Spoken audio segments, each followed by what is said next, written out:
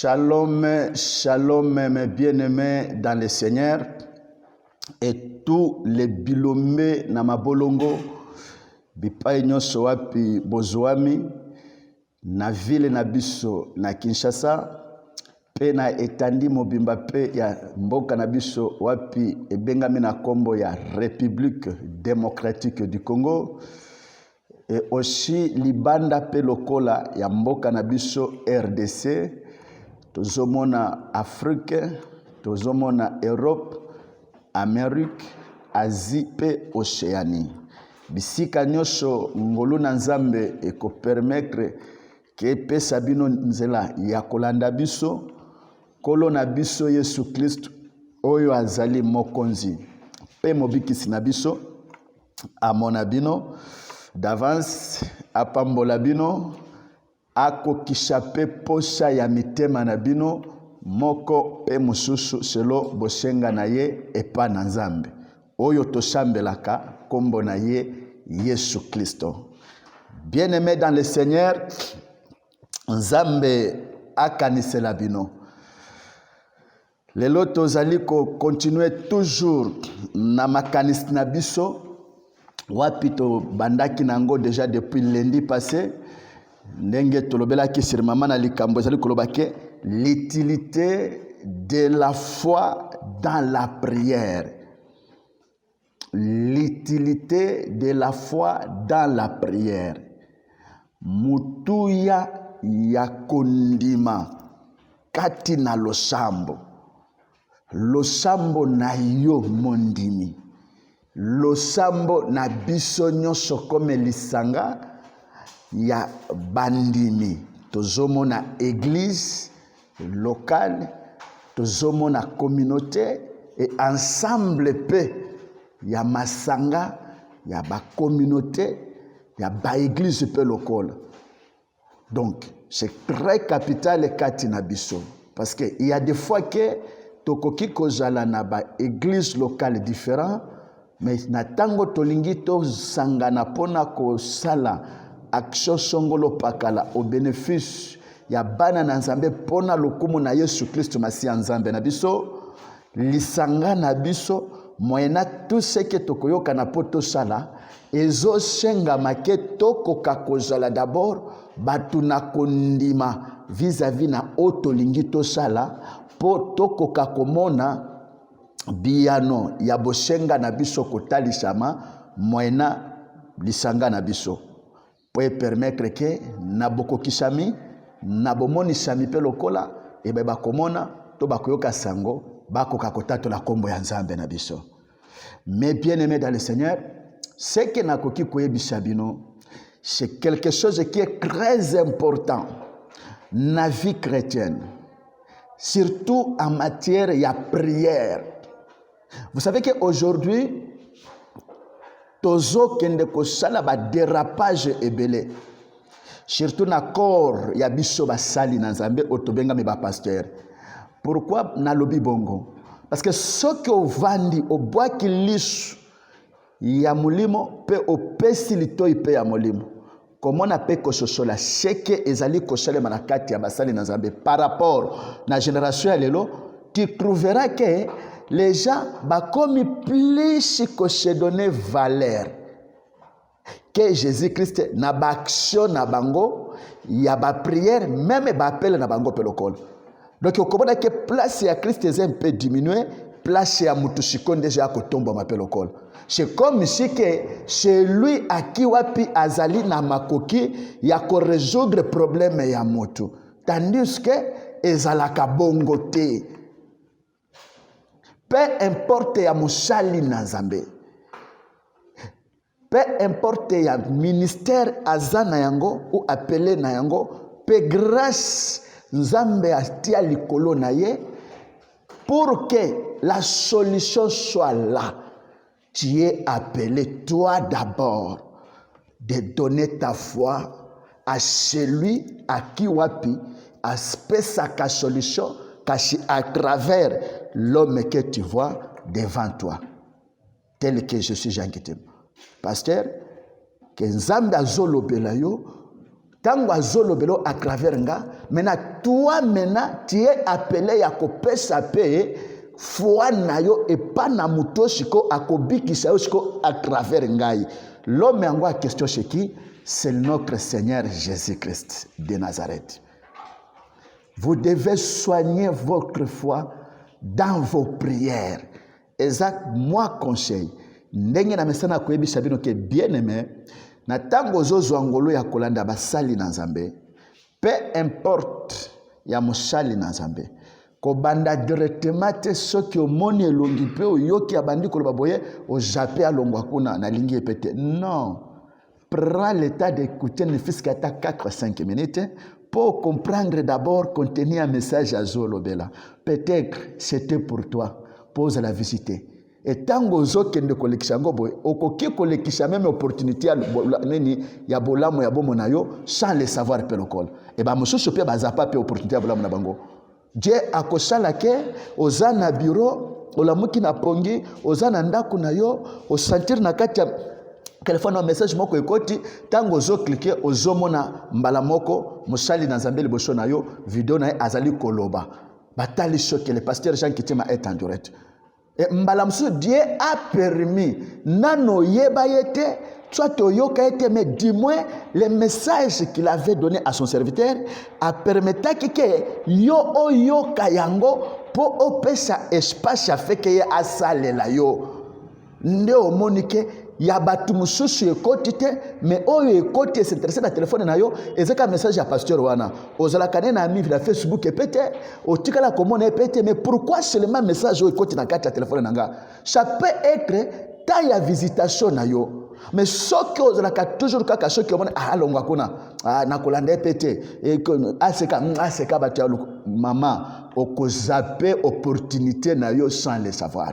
C'est un conseil seulement nazo pesa na mutu nyoso akozwa ngolo ya kolandanga soki omoni beta nanu landa nanu ata 2-3-4 minutes yoka contenir un message mbala mususu na koyoka wana ça peut coiturer regard na yo et que focaliser yango sur message to contenir un message wana bongo na tango ezokende kotumbo la kondima kati na yo et pesi espace peut être miracle na Nzambe et ça le makati na bomo na yo. N'est-ce pas qu'il est écrit la foi vient de ce qu'on attend, et ce qu'on attend vient de la parole de qui?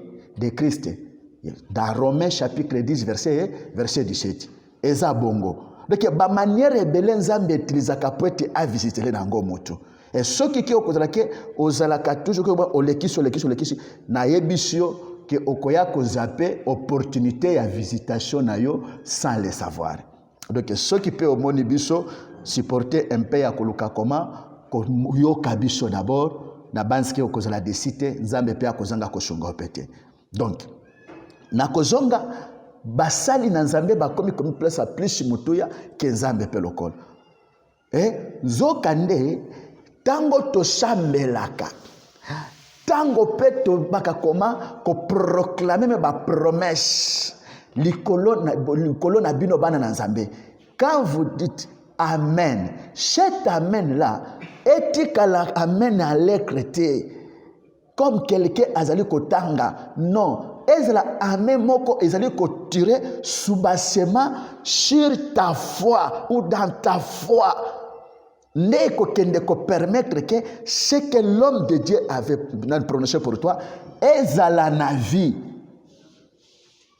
Na koki kotatola Nzambe apambola yo Nzambe atombola yo mbolo ezaya yo okokende mikile na poto banzela na onyo kangamaki efungwa na kombo na Yesu Kristo Masia oyo okozala visiter par rapport na maternité okozwa musala okoshimba mbongo oza mwana mokozi na mokonzi po Bible lobiete bokozala mitu kasi mikila pete ale beta maboko ale tomola likolo tombola kiti na yo lakisa deja ke Nzambe asia sali ale beta maboko beta tolo loba naza mwana mokozi na mokonzi loba longi loba Nzambe asale lingai beta maboko obeti tiki après ça si en toi il n'y a pas la foi bien aimé au sali no ba gymnastique ya pamba oko regretter na yo Donc, même biso basali, si nous avons besoin, oube souci pour être bino batubolanda kabiso,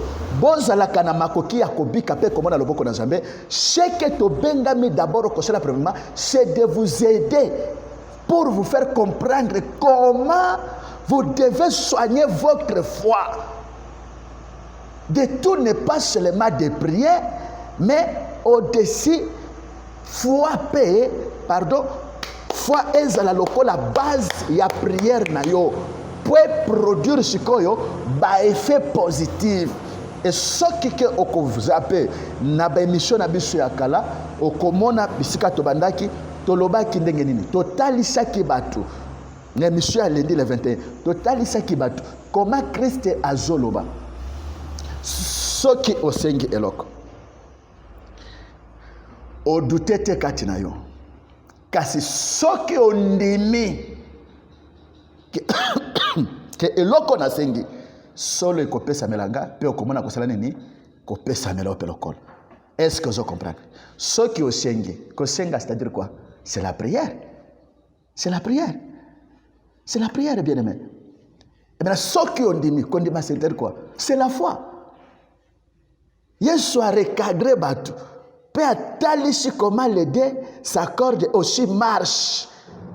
Pour arriver à komona boko kishami, tu dois faire prière na yo ezo subashema likolo na kondima. Et ceux qui prennent ezo subashema likolo na kondima, c'est à ce moment-là que okosala nini okobanda komona bilembo pe ba réalisation concrète ya ba réponse par rapport na prière na yo osala kapona tina na panazambe.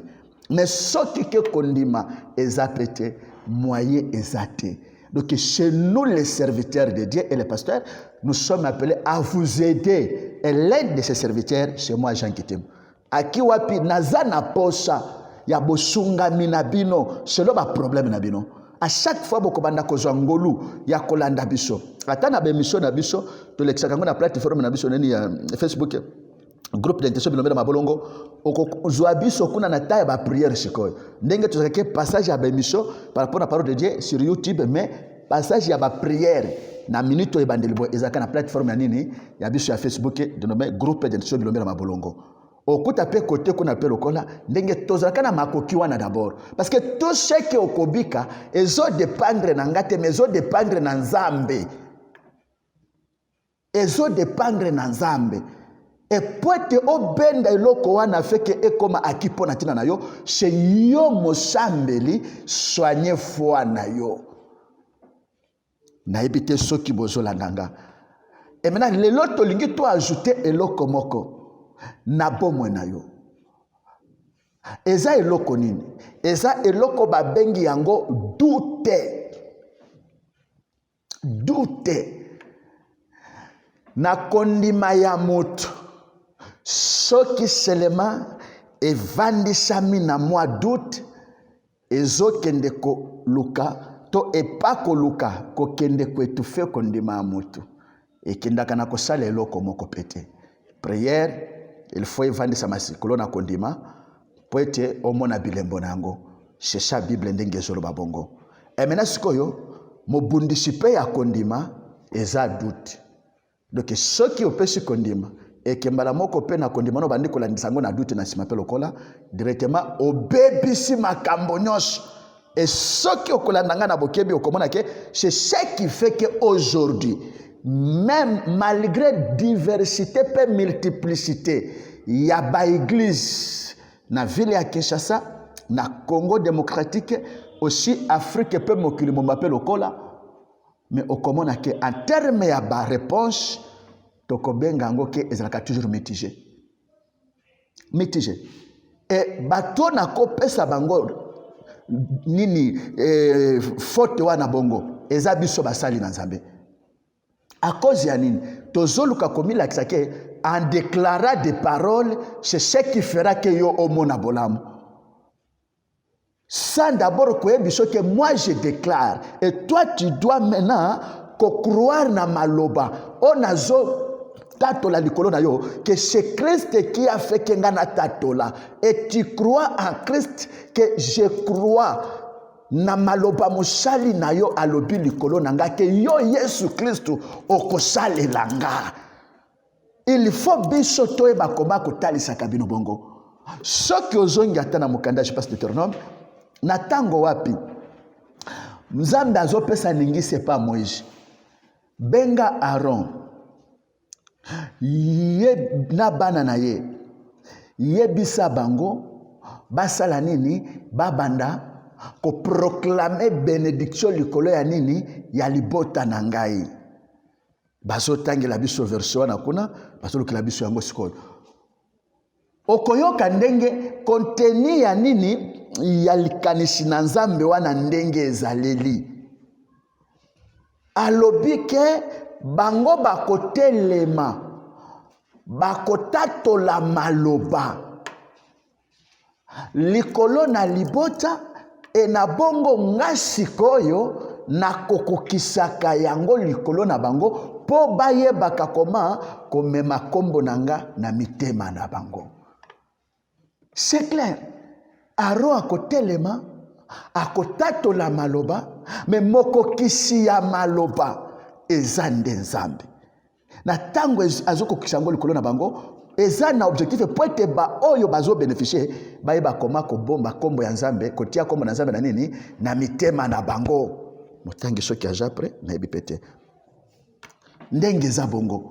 Donc c'est par là que ce n'est pas na effort na biso. Donc tokotato la kandenge tomesana chaque mosali na Nzambe solo grâce Nzambe apese pelokol mais plus komona ke tonajaka na place wana bongo apambolama pesanga amen loba lo eza pona tina na yo asoki opesinga amen Nzambe asalela yo pelokol asoki opesinga amen Nzambe aselo pelokol otatoli menasko mutoyo azolanda yo soki kati atandimi amen mais soki kati na ye kondima ezate maloba no pasteur eke na mipepe ekosalelo kama kote a moins que tolongola papier ya nini ya Marc chapitre 11 verset 22 23 24 a moins que soki okondima moninga pasteur tolongola ngoti mais tant que ekozalaka donc tosalisa bana na Nzambe pona ko faire prêcher bango sur la foi pour permettre ka bango bakoka kobika eza bongo okoye kovanda lobi pe otoki mushwara ba papier mushwara nyosho esili ozo ganga kopesa ba promesse pelokol mais mutu azar na kati wana bongo azondima amen mais azodute na pelokol akosimba ndenge nini ekosimba te.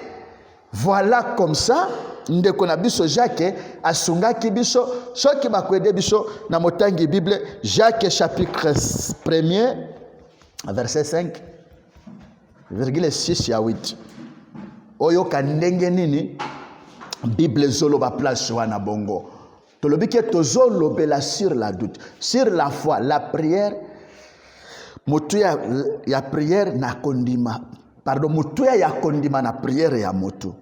Maintenant tozokende kolobela sikoyo na kati ya kondima koma mutu abengami ko soigner kondima na ye. Pour soigner kondima na tu dois enlever ce qu'on appelle la doute.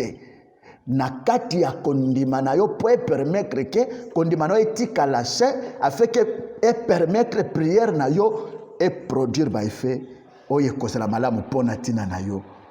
Nde Jacques azopesa biso mwa conseil wana bazo sunga biso na lecture Jacques chapitre 1er verset 5,6 à 8. Landa lecture bien-aimé. Nous lisons le livre de Jacques chapitre 1er verset 5, à 8. Nous le lisons au nom de Jésus. Amen. Si quelqu'un d'entre vous manque de sagesse, soki moko na mutukati na bino akozanga bwanya qui la demande à Dieu, asenga yango epa na Nzambe, qui donne à tout simplement et sans reproche, oyo apesaka na bopete nyonso sa kati na ye kozala na reproche moko pe mosusu, et elle lui sera donnée. Pe ekopesa mela ye. Mais quand il a demandé avec foi sans douter, soki asengaki na kondima nyonso na kotia doute te, car celui qui doute est semblable au flot de la mer. Est-ce que ozo comprendre?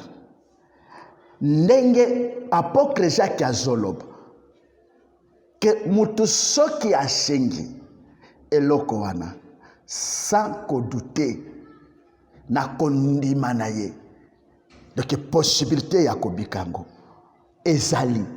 Mais soki ke odute bazokende koloba sikoyo lolenge nini muto ya dutaka na foi na ye azalaka na tango azosenga na prière na ye.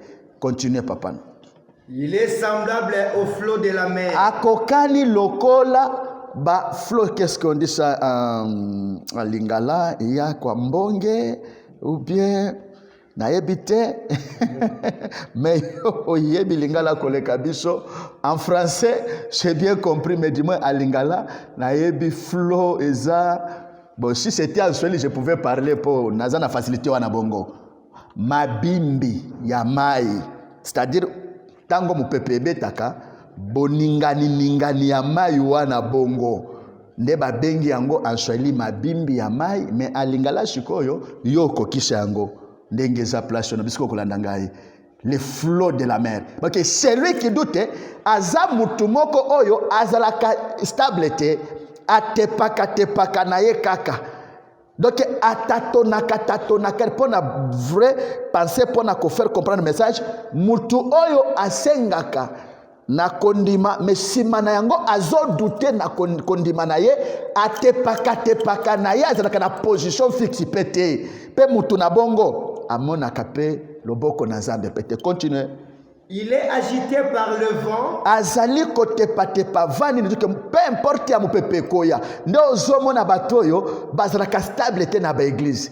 Omoni lelo aza awa comme azali na badute ne wana amoni ke banda yake loko eza pete alongwe awa. Okuta mutu moko na manque ya connaissance na lolenge ya envoûtement. Oui, Jean Kitima, envoûtement mutu aza na position fixe te.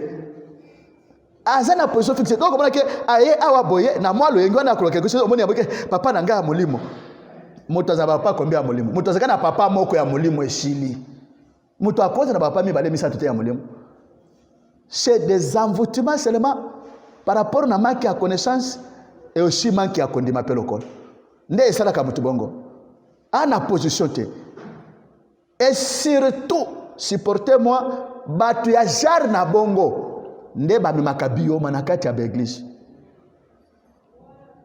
kaka bongo nde batu basitaka ba mirmir na kati église ezala moninga pasteur soki kozongolo ya kolandanga vraiment echempe ya ko contrôler ko pesa raison que pasteur Jean Kitima alumi makambo ya solo. Tout ça à cause de quoi? Manque de la foi, à cause ya doute bakenda kotia likolo na konde bana bango. Ok, bazana position te. Donc comment on a créé une église oyo ami pesi penza. Na yo pasteur ceux qui osa léa c'est-à-dire que likolo okoya comment on dirait comme si en tout cas vraiment tu ambi mama ko bope mutu bobona boy.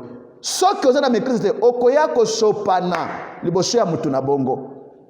Et okomoni lobi lope ko akomi kote mususu. Okomi ko tuna ndenge ni nozomona pete papa nakoya. Na bibi nanga église te.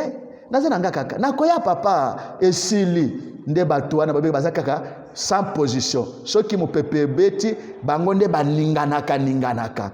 Et pour vous conseiller à tout celui à kolandanga raison ekoki ko sala ke mutu atika église akende église mosusu ezalite ke na bandana bandi ko sambela na moni loboko na Nzambe te kokole yango pasteur te.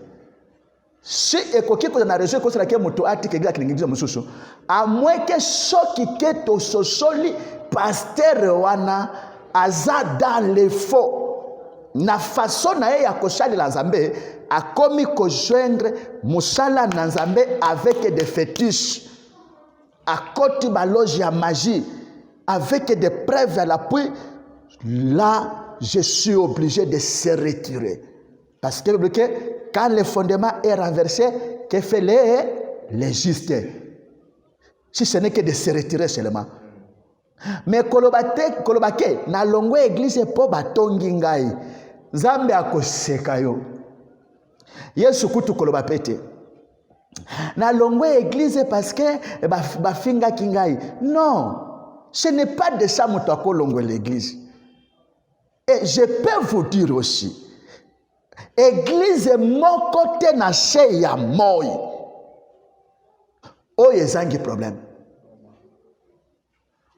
nazongeli pour vous rassurer na l'église locale au tozanango kobanda d'abord oya biso ACK force bisika tozali et qu'on appelle sous à titre d'exemple communauté na biso moko ACK et toke na ba communauté mosusu Bethel oh Nzambe malamu oh soki SSS soki SSN babengaka oh Kimbangu oh soki la foi abondante oh Amen soki Amen TV oh ministère Amen pardon oh tout ça okokuta faiblesse ezali kobanda pasteur na mutu yase eza bongo et nazalaka na habitude que si je ne vous parle pas la vérité eza comme si nazoyi na bino. Un bon ministre de Dieu qui aime ses fidèles, c'est celui qui les parle la vérité. Peu importe, moment ou circonstance, mais il utilise seulement la vérité, avec sagesse. C'est ça un bon ministre de Dieu, et c'est ça le père à qui aimaka, ba fidèle à Zokamba Bango Pelokol. Mais celui qui te cache la vérité, il est semblable à un démon ou à un diable. Parce qu'il ne veut pas bola munayo. Il veut kwambalo na kati ya nini ya bozangi koyeba po amatakayo oketolo babongo na ndenge ya ngasi ndenge na français maté ma amatakayo sikoyo otikala kabongo asanservaka no lokola moi pousse na ye to camion na ye kombi na ye DC7 na ye esprit de vie na ye transco na ye pona moi bosungami na ye e yo zotikala kaka ndenge wana. C'est pourquoi tu dois apprendre à supporter les pasteurs qui t'affrontent avec la vérité. Donc, aucune des églises dans ce monde, où est bengami église locale, et zangi ba problème. Pasteur de mon côté, il peut être très fort dans le domaine boy, mais au côté mbala mususu attaque dans le domaine akanda, azalaka pe faible pelokol. Et c'est comme ça. Na tant que tokozala na chair oyo babi un corps corruptible ndenge toza boy bien aimé à 100% que to changeambe c'est très difficile parce que ici on atteste seulement la stature de la sainteté mais la stature parfaite c'est quand tokokufa détruit par la chair et tokosekwa sikoyo na nature mena mususu pona kokomona nzambe sikoyo tokomona nzambe te na musunyo babengi chair corruptible ya masumu jamais ndenge zabon. Donc moyena chair corruptible oh boy peu importe effort okosala yo musali na mwana nzambe lokolo mais okomona ta mwandambo moke ekozanga te kotika la kati na yo lokola kamwa botau ezalaka nango bongo. C'est pourquoi aimez ce qui vous dit la vérité. C'est pour votre intérêt par rapport na sali na bino pelokolo. Donc l'église actuelle, et même l'église époux de Christ, ce n'est pas là ACK force. Ce n'est pas même la communauté ACK. Ce n'est pas même la communauté Bethel. Ce n'est pas même l'église catholique. Ce n'est pas même l'église Kimbangiste. Ce n'est pas même Zambé Malamuto, Branham ou Branham. Non. Mais quand il y a tout le coup, il y a ce qu'on appelle les élus. Moko mibale na chaque église locale, chaque communauté. O baponama pe bakolonga. Ne sélection na bango, ne kopesa église o bazobenga glorieuse, l'épouse de l'époux. L'épouse du Seigneur Jésus-Christ. L'église qui sera enlevée. Ce n'est pas l'église locale ACK Force, ce n'est pas la communauté ACK, ce n'est pas la communauté Bethel, que sais-je encore. Non. Ndengeza place na bongo. Donc, tu ne peux pas quitter l'église parce que batonga kingai. Qu'est-ce qu'on n'a pas fait pour Jésus-Christ? Nini balobate bavil panda ndenge nini. Il n'a pas retiré sa foi pour na kosala musala oyo Nzambe atinda kinengo. Et Père a prévenu qui déjà que si moi qui est l'arbre vert, voilà ce que bazo salanga. Quel sera maintenant sori abino ba arbre nini ya kokauka? Shaloba kibongo. Donc ce n'est pas ça qui est l'église. À moins que de comprendre que notre pasteur a commis déjà dans le monde de la magie. Là on peut se retirer. Mais au batonga kinga bona non. Vous devez faire effort maintenant. Ya koyeba comment ko soigner kondima na bino pour te permettre prière bosalaka et saka ba effet positif na vie na bino par rapport na bosenga na bino protocole. Et maintenant évitez la doute. C'est ça d'abord phrase ya mutuya par rapport na mission lelo. Doute dans la foi et noie chaque prière ya mutu pour epesa ba résultat positif et pété. Et si tu veux, comme on a un résultat positif pour la prière, tu dois accompagner ta prière par la foi et aussi écarter la doute loin de toi. C'est ce qui fera de toi que homme n'a pas na jamais. Parce que ceux qui doutent que c'est tout permanent, ne omoni Jacques ndenga zolo ba place wana bongo. Avec oza lokola mai ezo kumba mananini na mupepe. Est-ce que vous comprenez? Mbonge, ok, c'est ça, mbonge. Merci beaucoup. Et yes, qu'on a lingala. Saint-Esprit a soufflé ngai. Mbonge. S'il est bien aimé. Agité par le vent et poussé de côté et d'autre. Et d'autres. Donc, bandi bazalaka fixe c'était. Le loaza na seka kalembelembe, le loku na zana seka bandale, lobe okuta na seka implici, lobe kuna okuta na seka force. Yo ko chambe la église combien? Ok, na seka kalembelembe. Particularité okuta la délivrance. Okota obimi pe lokola délivrance ozwa ngo pete. Kokufa na pasteur yanganite yonde kondima na yo. Soki to komekreze makambo en tout cas kozala mala makasi. Olongwe ok na bandal tango ya bikama na nesilite. Okoti pe kote kuna ozeli loko pe mokote. Pourquoi? Parce que kondima na yo obongisi yango malamu te. Tant que kondima na yo kozala accompagné avec des doutes, prière nyonso kosalaka ekotika la kozala ba effet positif ete pona tina na yo pe okotika la ko bénéficier na ngo pété. Écarte ça na foi na yo pour prière na yo ezwa makoki ya ko produire ba effet positif. Ndengeza wana s'il sa bien-aimé. Qu'un tel homme ne s'imagine pas qu'il recevra quelque chose du Seigneur. Motumba côté ami kanisela pété ki akoki ko bikelo moko ko te pa na Nzambe. C'est un homme irrésolu, Mutumoko boye mutu ça la bienté, inconstant dans toutes ses voies. Ce qui a sale. Parole du Seigneur. Amen. Est-ce que je comprends? Et tu dois répéter ça dans ta maison. Pona comment kotanga Jacques chapitre 1er verset 5 jusqu'à verset 8. Pour permettre que pesa yo makanisimo koboye afin que mon souci et mon souhait à moi na ce que Nzambe azotiaka na biso, c'est de te persuader que bien aimé, surtout clan ya bilombe na mabolongo, vous devez savoir et retenir ce que tozo pesa bino lokola loba. Soignez votre foi. Et lombe na mabolongo soki ya bikami, to lobi kezeki expression. Ezali kotalisa bato oyo bakuba na nzela ya mabolongo. Mabolongo eza expression ezali kotalisa prière. Bato bakuba na prière. Ya soki a décidé et qui a quitté tango azotelema, il faut atelema na nini na solution, na réponse. C'est cette expression bilombe na mabolongo. Bilombe donc bato oyo ya makashi. Mabolongo eza expression eza kotalisa prière. De bato oyo bapikama, bato ya makashi na losambo. Yesoki a telemi et ratakate. Il faut solution et ça l'appelle au col. Donc to calling prière était topi melabino ko lakisabino connaissance obot. Donc la foi azali choc oye kenda ko pesa ke prière tango azokita ale réponse pe mon appel au col. C'est pourquoi au komona Yesu Christ na place moko. Il y avait les gens à qui babande kolanda Yesu Christ masi. Bazobisa ke oh Seigneur, c'est angla biso Marc chapitre 9 to sukele place wana bongote. Chapitre 9, verset 23 à 24. Marc chapitre 9, verset 23 à 24. Nous le lisons au nom de Jésus. Amen. Jésus lui dit, Yesu ayebisie.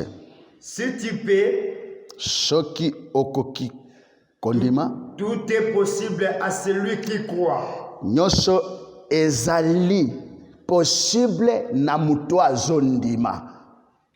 Aussitôt, le père de l'enfant s'écria. Nambala moko papa ya mwana wana azalaki maladi agange. Je crois. Je crois. Est-ce que vous comprenez? Mutu azoloba awa eza Yesu Kristo. Eza lisolo ya papa oyo amemaki mwana na ye epa na Yesu. Akutaki Yesu ti akuti bayekoli. Mena sikoyo moye ezalaki ti apesi bango kote kuna. Po soki bakosambela. Bayekoli basambeli vraiment résultat ezalaki pete. Na batongo tango Yesu azoya akuti lokola mwa kobenda na entre papa na bayekoli. A cause ya mwana. Nde Yesu aye place wana. Bozo benda na pona nini. Nde papa zui maloba bandi koyebisa Yesu Kristo masi. Maintenant, à côté se demande. Nde Yesu siko a répliqué zongela lisusu. Jésus lui dit, Yesu ayebisi na boy. Si tu peux, tout est possible à celui qui croit. Est-ce que vous comprenez? Si tu peux, tout est possible à celui qui croit. Donc il voulait qu'on persuade papa malgré la situation, il y a moins na yo grandeur gravité dans le col, mais ce qui ka kokolinga. Yebake nyoshe eza possible na moto azondima. Est-ce que vous comprenez? Papa pe apesi porte d'entrée pour na Yesu Christ machi. Porte d'entrée apesi pour na Yesu machi nde réplique ya papa siko alobi ndenge nini? Aussitôt le père de l'enfant s'écria. Je crois. Est-ce que vous comprenez? Mbala moko atele papa ce qui pona bongo na taya okende gauche ya droite te nandimi. Tango apesi accord na ye ya kondima suite ezalaki ndenge nini? Viens au secours de mon incrédulité. Est-ce que vous comprenez? C'est ça. Jésus, voyant accourir la foule, menaçant l'esprit impie, et lui dit, Zambe apambolo papa motangi. Est-ce que vous comprenez? Donc okoya komona ke solution pe délivrance ya mutu oyo ezalaki lié moyena foi. Zambe apambola bin. Je sais que mercredi to continuer le sus ndenge tozali na bataille ya émission na biso c'est lundi, mercredi et vendredi 3 fois par semaine tozo passer en direct na chaîne na biso YouTube JBM TV sur YouTube pardon et émission pe ekopase pe lisusu na page na biso Facebook groupe d'édition bilombe na mabolongo pe lokolo.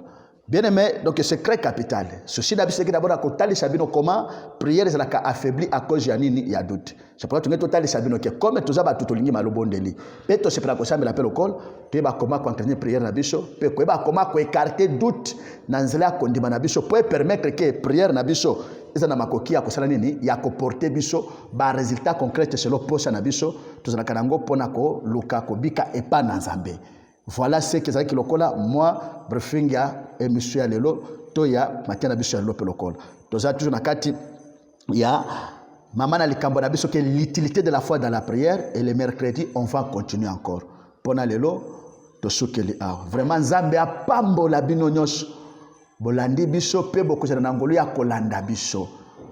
Adresse na biso ezali kaka ya église avenue Faraj numéro 8 quartier Lubumbashi commune ya Kasavubu. Et tozali sur YouTube na chaîne na biso ya télévision JBM TV.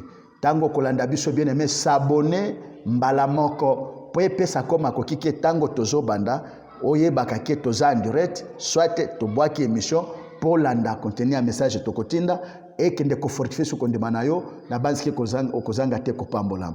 Nzambe amona bino d'avance apambola bino équipe soki no tozana bango pe lokola Nzambe akanisela bango pe apambola bango pona lelo to sokeli awa OK kolo amona bino.